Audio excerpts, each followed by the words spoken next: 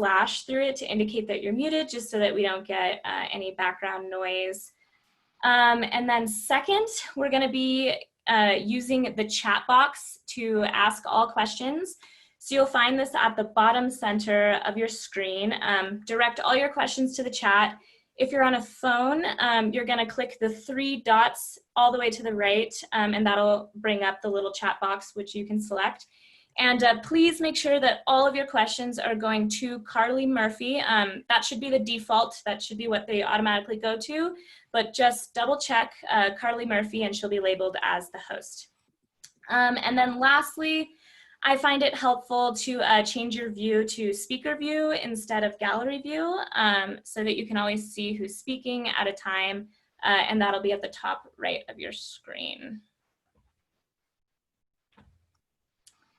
All right.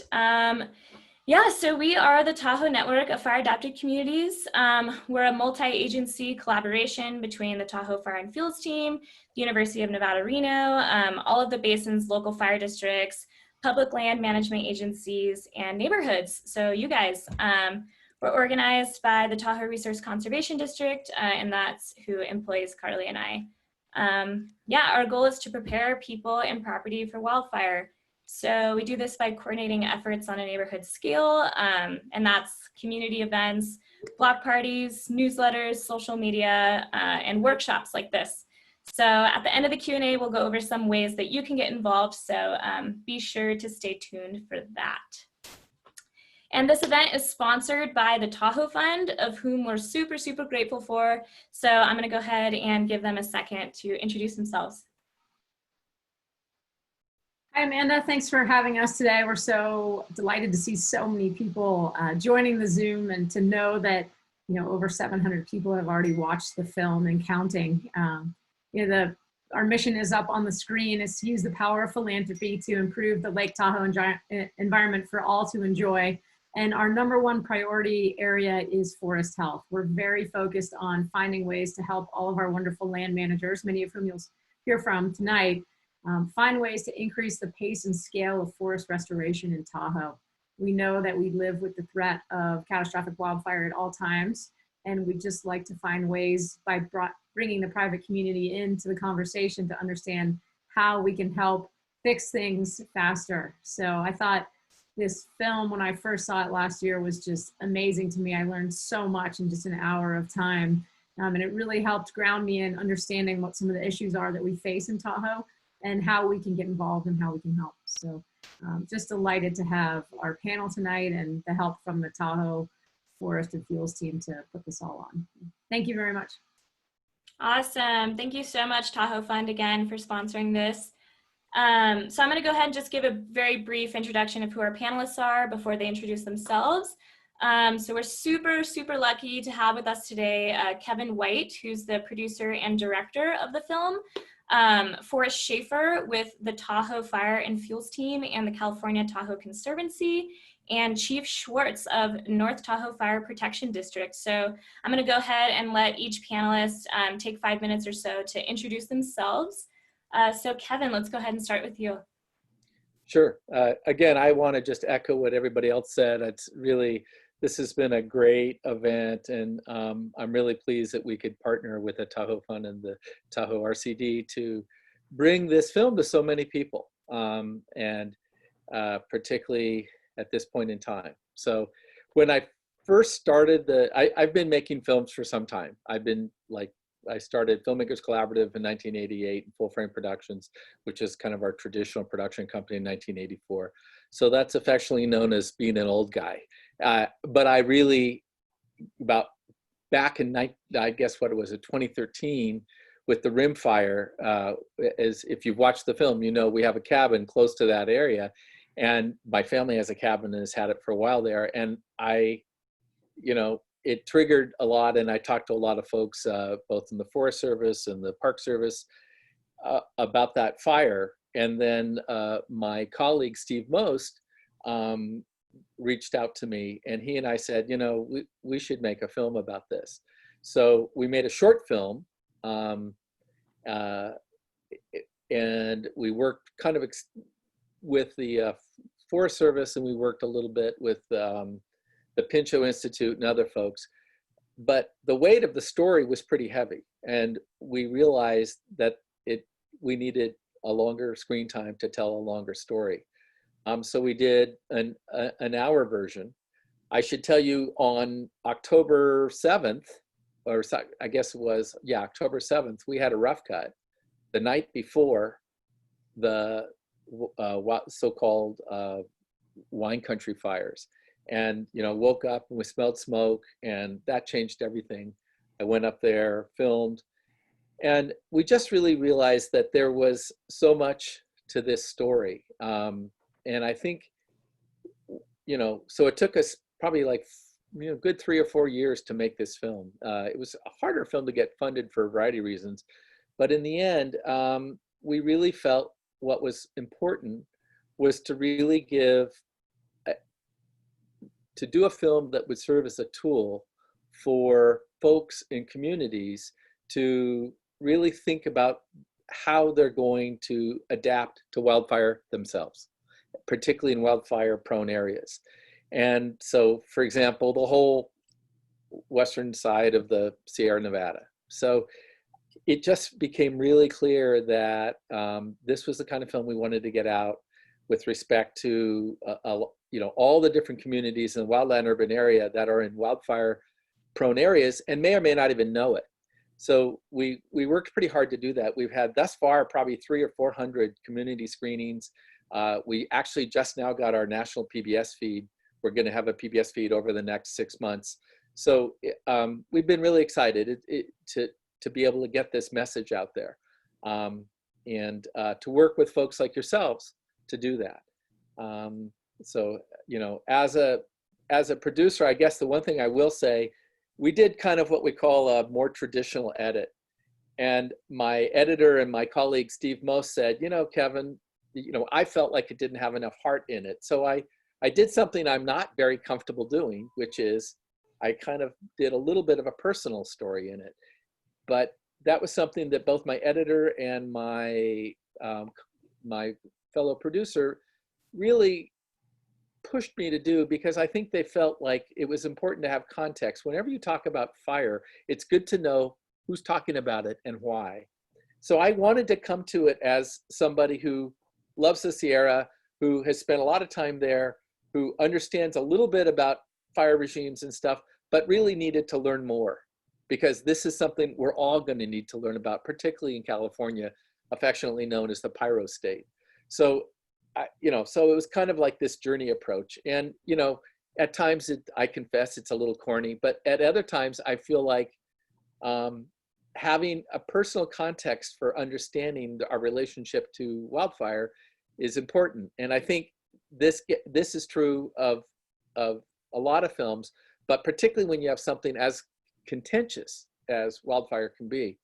We're really lucky to have great scientists in the film, and I just cannot say enough how much respect I see for the dedication and perseverance and hard work for all of the firefighters, both wildland and even city firefighters who were called to address wildland fires during some of these more catastrophic wildfires. So that's probably longer than 5 minutes, but that's it for now.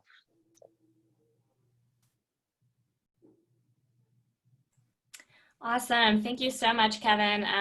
I feel like we're really lucky to have you, because, we all watch these films, but to hear the story behind it is a really unique experience for all of us. So thank you so much for that insight. All right, so now we have Forrest.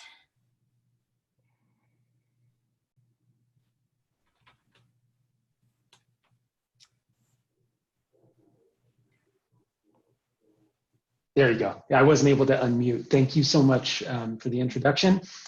I am a forester that works for the California Tahoe Conservancy. And yes, my name is Forrest. So I must warn you, I'm probably going to say my name about 50 more times throughout the course of this presentation. And there's really no way for me to avoid it.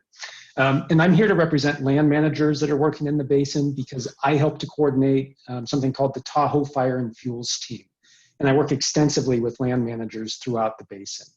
The Tahoe Fire and Fuels Team is a partnership. and it's a partnership of fire departments, of land managers, of regulators, of educators, and we have three primary goals. First, we need to prepare our forests for wildfire and improve our forests' health. Second, we need to prepare and help prepare ourselves and our communities for wildfire.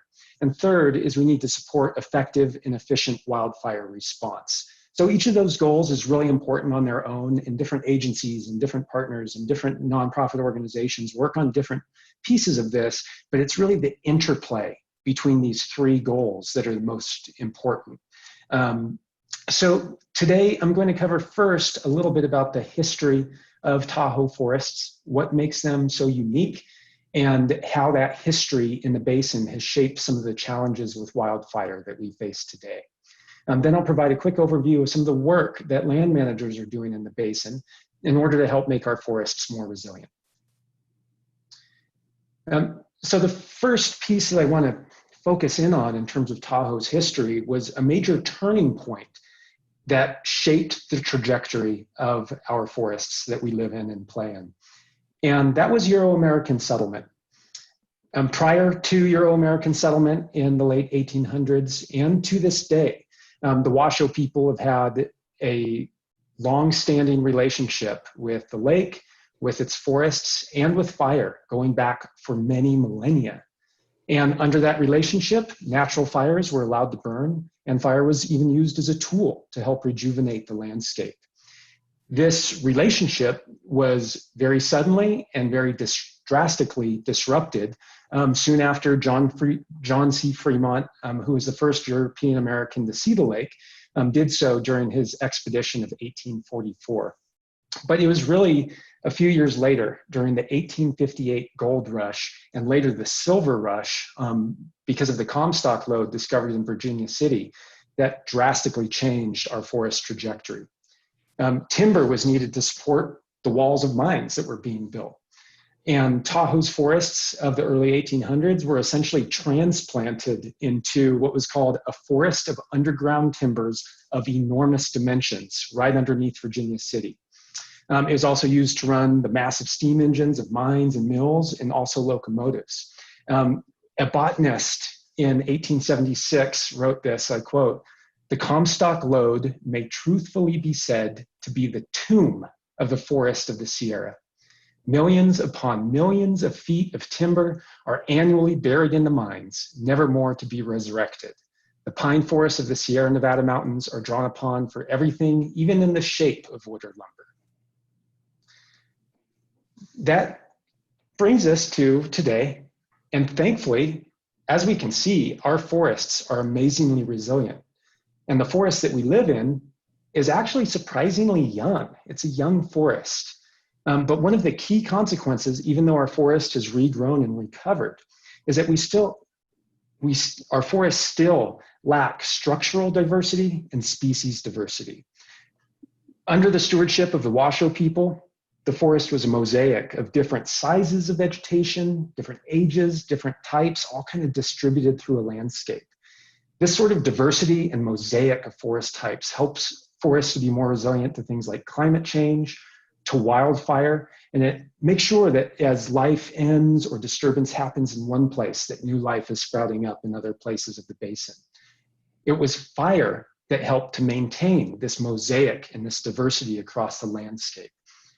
And today, because we had an entire forest of trees pop back up at about the same time, and we have what foresters call an even-aged forest. And these even-aged forests that have grown up without the influence of fire means that the trees in them are much closer together. And the undergrowth, shrubs, dead wood, has begun to accumulate in the forest floor. These two factors make our forests today much more susceptible to things like large-scale bark beetle attacks, as well as to destructive wildfire. So to complicate things further, as we moved as a basin away from extractive industries like logging and towards recreation and tourism, we began to plant something new in the forest. We planted houses.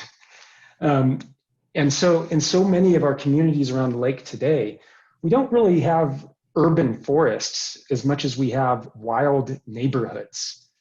And so we really need to think about not just the area where the forests meet our neighborhoods.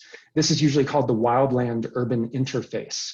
But we also need to think about the neighborhoods themselves, because our neighborhoods, in most cases, literally are a part of the basin's forest. So on to some of the work that's being accomplished. The work of Lake Tahoe Basin land managers is focused in 3 areas and at the same time. That's in communities and in neighborhoods, in the wildland-urban interface, and also moving into the forests beyond. This work can take the shape of things like prescribed fire, as we learned in the film, and it can also be tree and vegetation thinning that we can do using crews with chainsaws or with machinery, and really as a surrogate for prescribed fire, and looking to play some of that same role that fire would have played prior to the 1800s. Within communities, the Tahoe Network of FireAdapted Communities, who is hosting this webinar, which consists of fire districts, of CAL FIRE, of the Tahoe Resource Conservation District, they're providing defensible space assistance services in neighborhoods. But it isn't just about managing vegetation in defensible space. It's about providing resources and tools to help prepare for evacuation or to retrofit homes to help resist catching on fire from embers. Another piece in our communities is open space lots. Both the state of California and the state of Nevada manage over 7,000 lots, open space lots within Tahoe neighborhoods. These are those little 1/4 acre lots that many of you probably live right next to. Over the past 15 years, 90% of these lots have had at least one treatment, and our key goal for land managers is to ramp up our ability to treat those lots so that we can both maintain all of those previous treatments as well as complete all of our initial treatments on those remaining lots.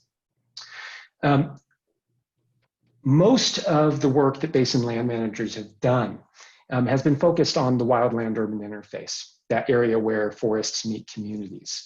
This work drastically increased its pace after the Angora fire in 2007, and that was also when the Tahoe Fire and Fuels team was formed.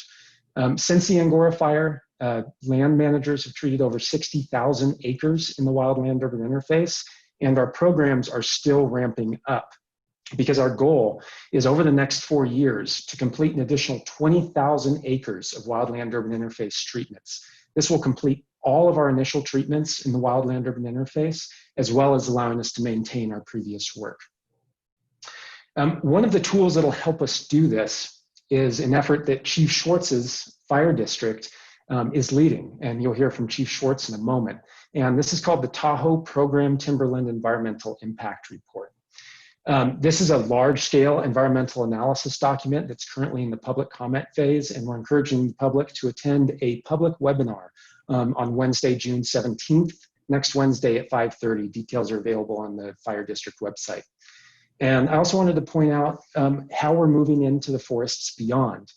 Agencies are currently planning the largest restoration project to ever be planned in the Lake Tahoe Basin, and it's called Lake Tahoe West, and it covers a 60,000 acre area on the west shore of Lake Tahoe.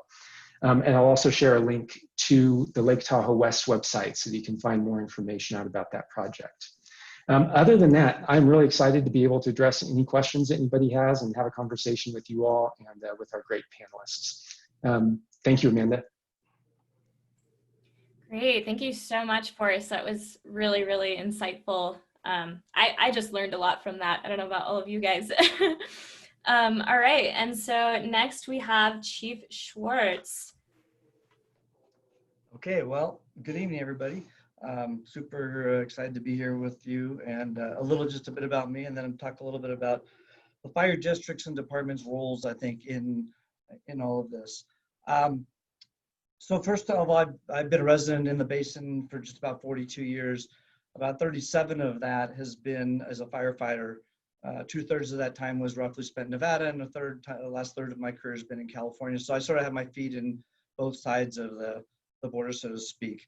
And I think that just to be sort of on the brief side of things, the role of the local fire districts and departments is primarily to collaborate. And we collaborate with our communities and our partners I sit on the MAC committee, which oversees the Forest and Fuels team. I've been involved with the Tahoe Forest Fuels team from the beginning, and with the defensible space in all of its iterations, from neighborhoods to re-green to what is currently the Firewise community movement, FireAdapted, and every part along the way, we've learned things, right? And so I think the collaboration efforts of the local fire agencies really has included helping our communities prepare and reduce risk, from defensible space inspections to assisting them with achieving those goals, both financially and physically, providing areas for them to basically remove their bio waste, I think is ever important. And more recently, we've turned a lot of our attention to ignition zones and home hardening, and I think that's some of the newer information that's come out recently, is that to be survival and through these fires, you're going to have to harden your homes. And it's interesting to go back. Forrest is a little humble. Forrest and I worked together as previously as my forester in 2 different departments. And I remember early on, we once thought, boy, homes ought to be included as a fuel type. So here we had all these forests, and we didn't even really consider the homes as part of the fuel makeup in the continuity of forest fires. And so you can see how far we've come in over 30 years to now we're spending a lot of time on it. And other critical portions of what the fire districts and departments' roles are is in preparing people and having pre-incident plans for our communities, making sure that we have ways to notify our communities of hazards and also of things they can do to prepare. While evacuation, of course, is responsibility of law enforcement, the locals play a great piece of that, both in planning and preparedness for the evacuation piece, which shows up really clearly in this particular film as well. And so I think all those things are kind of our role, and I'm going to stop there. And I think most of what I have to talk about will come out during questions or later.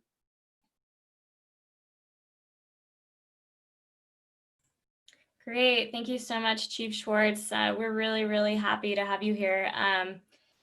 And yeah, thanks again for all 3 of you for offering to come here. I know the community is really, really grateful and has lots of questions. So without further ado, let's go into the Q&A here. Oops, I'm sorry, I forgot to share your slide, Chief Schwartz. Here's Chief Schwartz' extra slide here with some really cool images. So sorry about that. It's kind of reason I stopped short, because it's really hard to talk without having some materials. I put everything on one slide real quick. It's kind of mostly what I talked about, but in the emergency preparedness piece, those of you who've heard me speak, I have a 5-minute and a 30-minute escape kit. I had lots of friends in many fires that have found themselves with very short notice, and so you can find some of that stuff on our website. But what I recommend for people to have sort of 2 plans: your 5-minute plan, your 30-minute plan. I think on top of everything else, practice your plan. Have a to-go kit for you and your pets, everybody in your household. And also, I think there's a new thing: you need to prepare for de-energization, because that's also the piece that is new, and I think is a little bit difficult for people to get used to. So, and other than that, I think I've covered everything. And so there's my slide, and we'll move on. Awesome, thank you. Sorry for the delay of your slide. This Zoom thing, it's new for all of us. It's all right. All right. Okay, so now we'll go into some Q&A. Let me pull it up here. And if you don't get your question answered, if we don't have enough time, please email fire@tahoercd.org, or you can call the number listed, and we'll make sure that your question gets answered afterwards. So let's go into it. All right, so our first question here: during a red flag fire, evacuation time is critical. What best practices exist that could increase response time for regional population evacuation? And would regional emergency response sirens be considered, or residential emergency alarms? Chief Schwartz, this seems like this might be up in your alley if you want to tackle this one. Yeah, I'll touch on it. I think it's really important that I preface this, that evacuation or of any sense really falls to law enforcement. But I'm willing to talk a little bit about it, but it's not the actual jurisdiction for this piece does fall with law enforcement. Um, so one of the things I speak about on red flag or critical fire weather pieces are, it only happens a half a dozen times or less in the Tahoe Basin. And if you're in the population that is going to have a difficult time to evacuate, you can always choose not to be here for those 6 days a year. And I know that sounds, well, I have to leave my home for 6 days, but I think one of the things we've learned over the course of time here is that, yeah, our roads are limited and there's going to be challenges in evacuating, just like you've seen in other fires. And if you're going to have particular difficult time and need increased time, one of the things people can do is go somewhere else during that 1 day or 6 days. Last year, I think there was only 1 or 2. In busy years, there's 6 days. So I think that's one thing to keep in mind. Second is, yeah, we all know the challenges of the cell phone system during the fires, whether you're looking at the fires that occurred, down in the Roseville area, excuse me, in the Santa Rosa area, or in Paradise, the cell system notifications were certainly challenged. We're going to use a whole combination of things, right? Reverse 911s to make sure that you're registered, using alerts, the CAL FIRE app. We're going to use all of our social media pieces. And I don't think there's anything wrong with going the add old and new and having sirens. If people are aware of what they mean and how they're used and they're tested, I'm definitely not opposed to having new technology and old technology working hand in hand. And then the residential alarm systems, we proposed a few of those and some new subdivisions. I do think that's something that become more common. We have 2 of those within land use permits right now, kind of working their way. We'll see when they're evolved, but that's just another way, another system to notify people quickly. The other thing that we're also using is signboards. So the fire district here and others are requiring more of the signboards because I think once people are on the road, having the ability to quickly change directions and notify people where the fire apparatus needs to come in and where they need to go to be safe is all very important. So there's a long-winded answer, but there's a lot to that question. I'm going to end where I started, which is, remember, at the end of the day, the jurisdiction for evacuation is law enforcement. Great, thank you. All right, and next question. Are you planning to make another film on wildfires? I feel like fires keep getting worse, so there should be enough content for years. Kevin, I'm assuming this one's for you. There we go. Yeah, you could spend your whole life making a film about wildfires, and I feel like I've already done a good chunk of my life. But I do think, and recently there's been a lot more films about wildfires, which is great because it's a big topic. Obviously, there's inherent drama in it, and the visuals are amazing, but on some level, what really needs to happen is getting communities to really get the information and really start to think about how they are going to live with wildfire, particularly in wildfire prone areas. And I think film plays a big role in that. Right now, I'm actually about to release another film about endangered and threatened species in California. And, probably the thing that as a filmmaker, I'm always looking at is there are, particularly in environmental issues, climate change is touching all of this.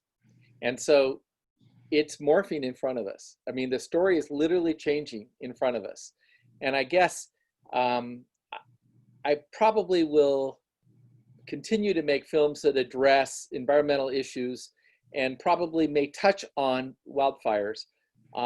It's true that wildfires are getting worse, and in some respects, particularly in wildland urban areas, and in the case of Santa Rosa, like the firefighter said, suburban areas.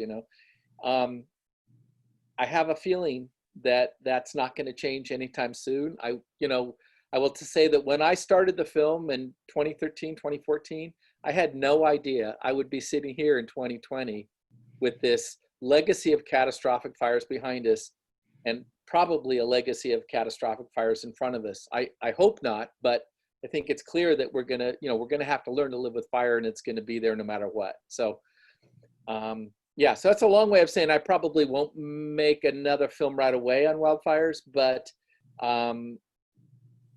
I sure have enjoyed this, and it sure has been a profound experience, and I've learned so much, and just met such great people doing this too. All the firefighters and the scientists and folks like you at the RCDs and environmental funds that are just doing such great work. There's good people here working really, really hard, and that's, I think, the thing that gives me the most amount of hope. Great. Thank you. All right. Sorry, I got a dog barking in the background. All right, third question. Is U.S. Forest Service responsible for the old burn piles in the forest? What is the plan? The understory and those piles are tinder dry. Forrest, maybe do you want to answer this one?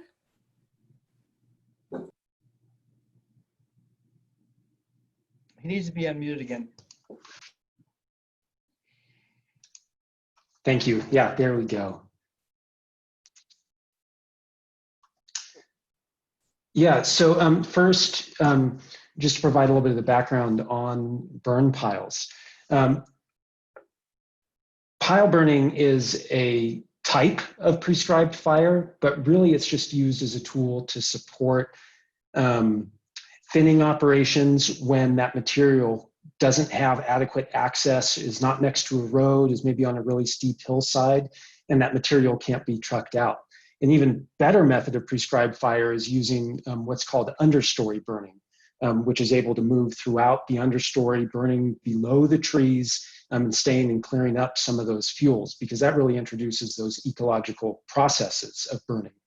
So one thing that happens though is that no matter what type of prescribed fire that agencies are using, it can be really challenging because there are so many different things that need to be weighed, both in terms of fire risk and fire danger to be able to successfully implement a burn, as well as the smoke impacts on our surrounding communities, which is smoke, whether it comes from a wildfire or a prescribed fire, can have impacts on people, especially sensitive populations. And so that needs to be considered really heavily before any fire is intentionally lit, and it is considered heavily.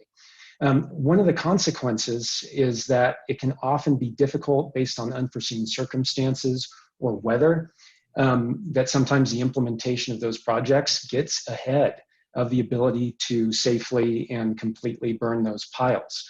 If the piles go too long without being burned, they start to crunch down more and more and more, and then they get more and more difficult to find and light snow, which is the ideal place for burning those piles, and aren't able to really sustain with all of that fuel. So yes, the agency, whether it's the California Tahoe Conservancy creating the piles or it's the Forest Service, is responsible for those piles. And each agency has different plans to be able to address those, but that is a concern, and it is something that agencies in the basin, when there are piles that they're not able to get to, are taking steps to look at how we can get additional crew resources available, especially during that season where in the kind of shoulder seasons that are ideal for prescribed fire, looking at ways to add those crews, to add burn bosses and people that are qualified in the basin to manage those fires. And by doing that, collectively as basin land management agencies, we really want to be able to implement our prescribed fire projects on pace with our thinning projects. And if there's particular areas or locations of concern, again, every particular project might be a little bit different. I encourage you to visit the ownership map that's available by clicking on Get Involved on the Tahoe Living with Fire website, where you can see, if you're looking in an area where you live, who owns that property, and then the Tahoe Network of Fire Adapted Communities can help put you in touch with the appropriate land managers for that area. If I could add one thing to that. Yep. Forrest covered a really important part of how difficult some of these are to get caught up. there are a lot of piles around the basin. A great deal of them are on U.S. Forest Service land, but they are on all other ownerships as well. And there's two things to keep in mind is, while they're ground fuel and they may be unsightly, they are ground fuel and they don't tend to carry fire up in the tree canopy. So it's safer than it was when the dead was standing. The other thing is it makes some good habitat. So while it's being prepared for burning, it makes good wildlife habitat in the meantime. And they are very aggressively now trying to go back and get those many, many piles that have built up over the years of treatments to get them burned or removed. So the Forest Service is very aware, and I don't want to speak on behalf of them, but I do have a certain awareness that they recognize the issue and they are working on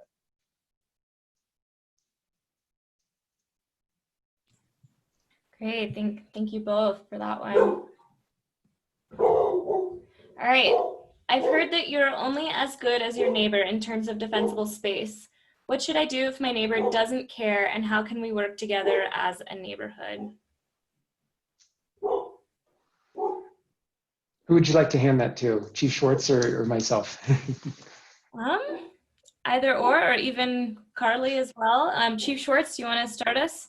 Sure, I'll hit. That's kind of a slow inside pitch. The first thing is make sure you've done yours. And I will tell you is, it's the old adage, people in glass homes shouldn't throw stones.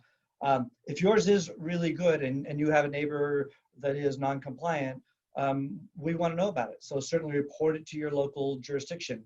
I think we're all on the same page though. We go look at a neighborhood. And so it's also a great opportunity to become a neighborhood leader, which I am one. So as I'm sure before this is over, Carly or Amanda will certainly pitch, become a leader for your neighborhood and brings a lot more resources. But you are only as good as your neighbor. And this ties right back to the fire insurance piece as well.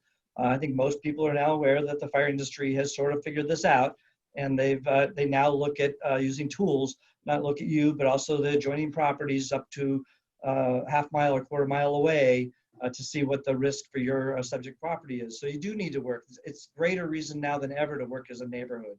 And so that's how I would go about it. I'd report it. I'd make sure you have yours done. I'd become a leader if you're concerned about your neighborhood.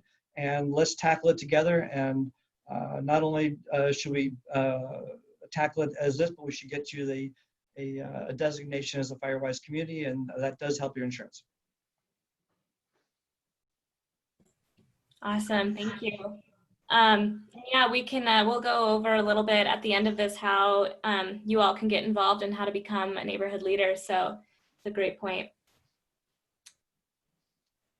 All right, what is home hardening? And if defensible space is the main goal, why is it so difficult to remove trees? Forrest, do you want to handle this one? Yeah, let me look at the question a little bit more closely. Okay. All right, what is home hardening?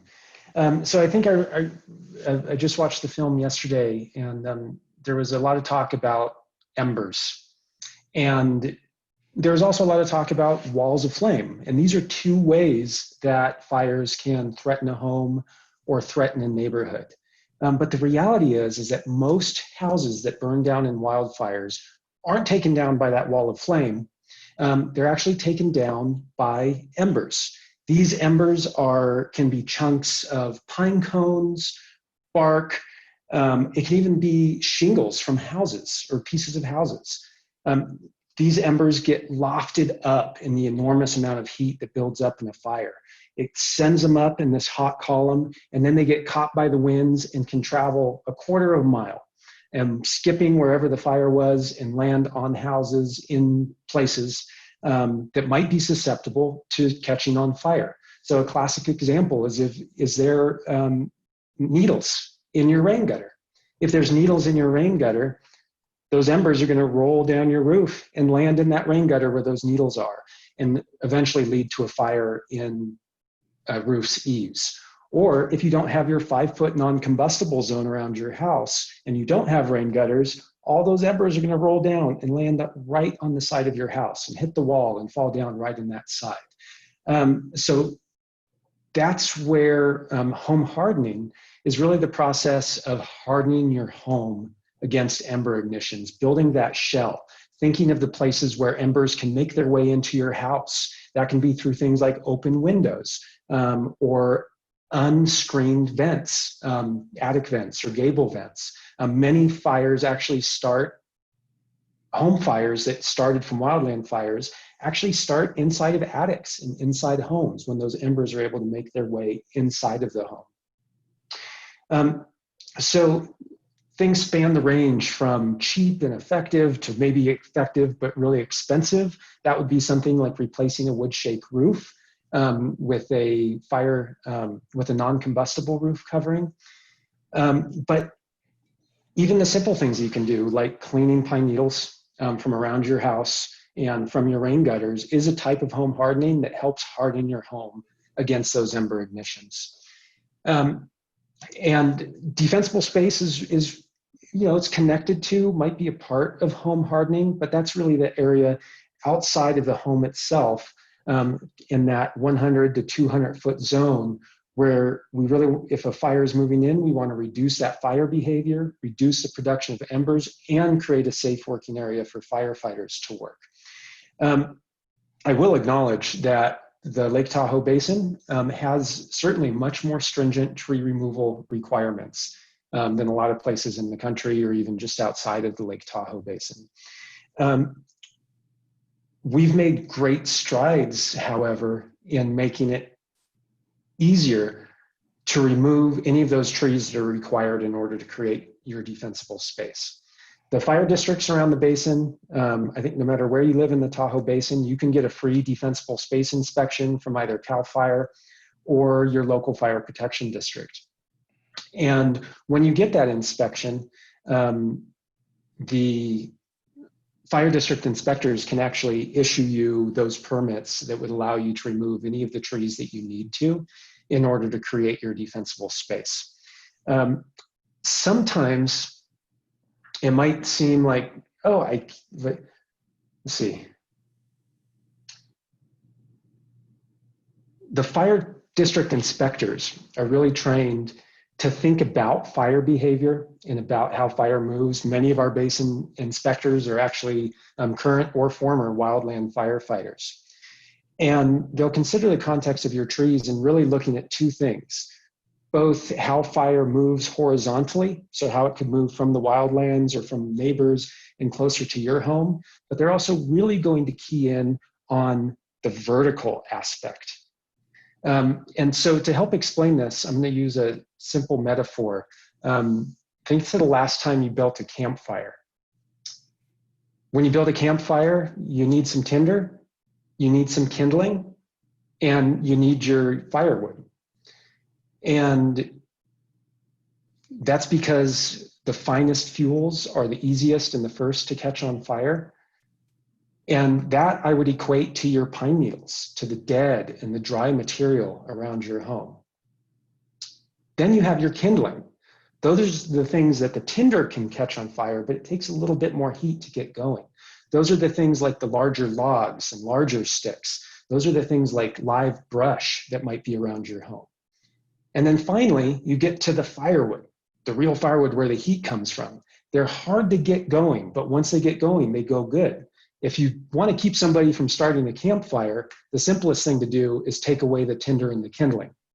And when we focus on defensible space, that's really the approach, is let's look at how we can prevent fire from moving up into these live green trees that are full of water, because it takes so much heat to do it. And by taking away and focusing on the tinder and the kindling, that's the most effective way to do it. And it's also much more cost effective to do so.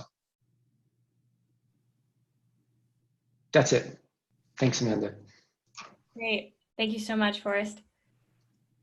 All right, next we have, in the event of a population evacuation, what strategies exist to evacuate or shelter given the limited roadway conditions? How are these plans developed, communicated, and deployed in an emergency to evacuate 30,000 or more people with limited road exit points? Chief Schwartz, do you want to go for this one? Yeah, I mean, I'll definitely try to provide some good information. Well, first, I think that to speak a little bit about, I'll break it down into like kind of small bites. So what really strategies exist in California? They're using common terminology now. So, you have the evacuation order, you have evacuation warnings, and you have shelter in place. That's the newest adopted language in California. Shelter in place is certainly one where you're going to try to minimize population movement. Evacuation warning now is your pre-warning. This is when I think if you are going to be challenged and people that need additional time, this is what you have to pay attention to. And then evacuation order is that immediate threat to life. Now, with that said, yeah, our roadways are going to be limited, and we've already learned from past evacuations, whether it was during Angora, the Washoe fire, Gondola fire, even more recently during the King event. We know what we can move. We have traffic studies, and we have pre-incident plans, and the pre-incident plans are agency-specific plans that we share with our neighbors on how we intend to remove people from the area, and doing it with enough time and enough forethought to move people in order. In other words, you can't necessarily move everybody at once. You're going to stage that in steps. So if the fire is imminently threatening, obviously you have people move people from the imminent threat first. If you have more time, like I spoke about during the evacuation warning period, then you can move people closest to the exit first, making room for other people. One of the things we learned very clearly after the campfire is that a pinch point even further down the road has to make sure that you have a coordination, that you don't have a pinch point that then causes backup.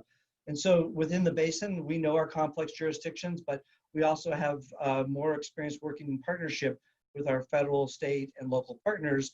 And so we're able to cast this out. And I can tell you that we have made plans to take people, whether it's out of the basin through Nevada to Reno, or we take them out of the basin from the south end and getting them towards Sacramento or into Nevada. So the local agencies have done everything they can right now. And I spoke earlier kind of to the communications piece. Ultimately, there will be one-way evacuations. I think people are probably aware of that you're going to pick a route and you're going to turn traffic one direction. That's going to take coordination with whether it's Nevada Department of Transportation or Caltrans, but those are all within the plans as well. So the 2-lane roads are going to be 2 lanes out. People are going to have very limited choice to go back. Those are one of the things that people all should keep in mind, is you're not going to be able to get back to your house to get your stuff. So once those things are in place and traffic's moving, it's sort of a one-way road system. The notification, I think I really covered that earlier. We're going to use every available aspect to notify people. And I think one of the most effective now has become signboards. Once people are out and moving, if they're not able to get text messages or phone calls, we're going to have visual warnings as well. That's probably the best way I can approach it, other than I just want to end again with reminding people that while the fire agency will be in unified command with the law enforcement to make the decisions of how we're going to go about it, and we do have plans developed, it's going to be based on the immediate criteria in front of us and the behavior of the fire and the conditions, what actually gets enacted. That's really insightful. Thank you, Chief Schwartz. All right, next question. I'm worried that agencies aren't doing enough to thin forests around Tahoe communities.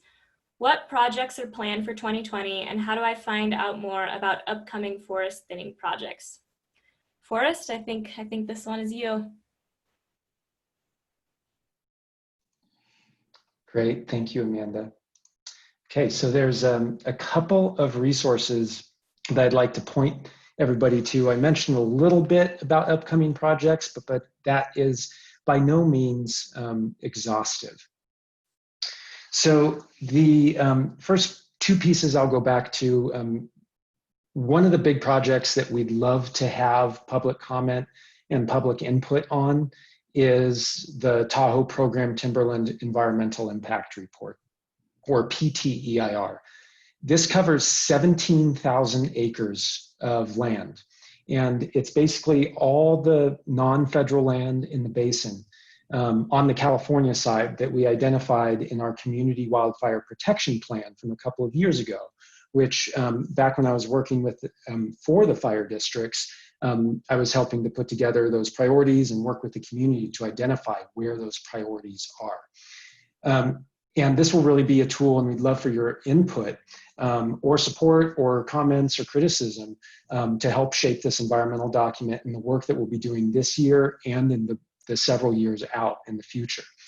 And then I also mentioned the Lake Tahoe West Restoration Partnership, which is a large-scale project.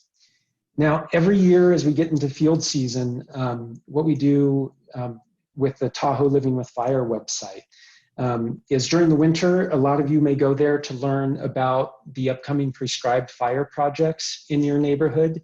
And then as we come into summer, we transition the map that's on the Tahoe Living with Fire website to provide an interactive map that will tell you what projects are planned throughout the basin and what will actually be implemented that year. So that way you can get that kind of short-term sense of these are the projects that are going to be happening in my neighborhood.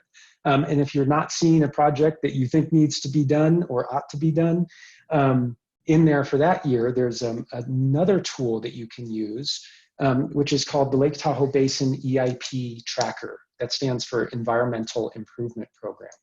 And that's where Lake Tahoe Basin agencies compile all of their information, both on the projects that they've completed, as well as projects that they have coming up in the next 5 or so years. So it can be a little bit of a challenge to click through, but all of that information is contained there on that database and is publicly accessible. But the last piece that I really encourage you to do, and let's see, make sure I'm answering all the pieces of the question. So I'll tell you some of the projects that are planned for 2020. And some ways to find out more about upcoming forest thinning projects. But the next piece is to really get engaged with the Tahoe network. A lot of neighborhood leaders, I work for a land management agency, but I work closely with the Tahoe network when the Tahoe network with the fire department and the Resource Conservation District are working in neighborhoods to look at how we can align the work that the land managers are doing with the work that the community itself is doing. Because a previous question said your defensible space is only as good as your neighbors. And so what we really want to do is combine the work that we can do as public land managers, managing that land on behalf of the community, and really be able to complement defensible space and look at how we can make continuous areas of defensible space throughout neighborhoods. Thank you, Amanda. Great, thanks, Forrest. All right, I think we have time for one more question here. There's a lot owned next door to my house that I'm concerned is a fire hazard. I think it's publicly owned. Who do I contact to get it looked at? Forrest, I think this is you again. Well, you might end up calling me. So again, pointing again to the Get Involved map on Tahoe Living with Fire, unlike the project map, this actually shows ownership of properties, and you can use that to understand which agency you need to contact. Because there's over 7,000 lots managed by either the Forest Service, the state of Nevada, or the state of California, there's a good chance it's going to be one of those three, but there's also a chance that it might be privately owned. So in the case of a public lot, if it's US Forest Service or it's the state of California or it's Nevada, for the Forest Service lots, you can contact the Lake Tahoe Basin Management Unit at their main office, and they have a phone number listed on their website, which is specifically for reporting issues on conservancy or on Forest Service lands. If the property is owned by the state of California, the California Tahoe Conservancy website at tahoe.ca.gov has a form or a number that you can call to report any issues on conservancy lands. We respond to any request or notification of a hazard, whether it's a dead tree or any other sort of a hazard, or a fuel hazard because of wildfire, within just a couple of days. And then finally, if the lot is owned by the state of Nevada, you can contact the Nevada Division of State Lands. Great, thank you, Forrest. And I went ahead and put the website right up on there. So yeah, TahoeLivingWithFire.com/get involved. It has that map that Forrest is mentioning. All right, so looks like we're about out of time here. Thank you everyone for your really, really great questions. Again, if your question did not get answered, please email it to fire@tahoercd.org. or call the number listed on the slide here, and we'll make sure it gets answered. And lastly, get involved. You can get involved, become a neighborhood leader. The Tahoe Network of Fire Adapted Communities works directly in neighborhoods, and we rely on volunteers to engage with the community. Leaders educate their neighbors, and they can host events in their neighborhood. And we have all the supplies you might need, like brochures on defensible space and what it means to be a fire adapted community. So visit our website, TahoeLivingWithFire.com. Again, you can contact us, fire@TahoeRCD, and call the number there. And yeah, I just want to say a huge thank you to Forrest and Chief Schwartz and Kevin for joining us with some really wonderful insight. I know that we're all super lucky to have you here after watching that film. So thanks again. If any of you have any last words, we have about a minute left. I just have one. Forrest, go ahead, or Chief Schwartz. I don't know who was first there. Thank you, and hi, Mom and Dad. They're on the call. And for me, first I wanted to thank Kevin for joining us. It's the first time I had a chance to meet him. Really excited about your next film. And I think one of the things we've also learned through this process is fire is part of our environment. It affects the species. It affects the water quality here in Tahoe. And you know, it's just one component of a much more complex problem. Unfortunately, here it sometimes ends up being an overwhelming, the biggest problem in front of us to keep all those other things in balance. And lastly, I would be remiss if I didn't mention that Monday we go into fire restrictions. At least in California, fire code's a very important component of this thing. And once fire restrictions in place, a lot of our open burning will cease for the season. And there was a study done, the McClatchy study, I think it was almost 2 years ago, following the Camp Fire, which was looking at other communities that could represent the same type of fire scenario as the camp did. Certainly Tahoe came up in that. And for that particular, I do a lecture following up on that. And there's my little slide. You can see it. It's Tahoe Paradise. It's a play on words, but it's something to keep in mind that we all have to work together to avoid that scenario. So, thank you. Awesome. Thanks for those last words. And one last thing I wanted to mention, we are live streaming this onto Facebook. So our Facebook is Tahoe Living with Fire. So you can rewatch it there, or if you wanted to direct anyone, if they wanted to watch it, it'll be there, and it'll also be on YouTube, Tahoe Living with Fire YouTube. All right, thank you everyone for joining. Super lucky to have all our panelists here, and good luck with your journey on becoming a fire adapted community.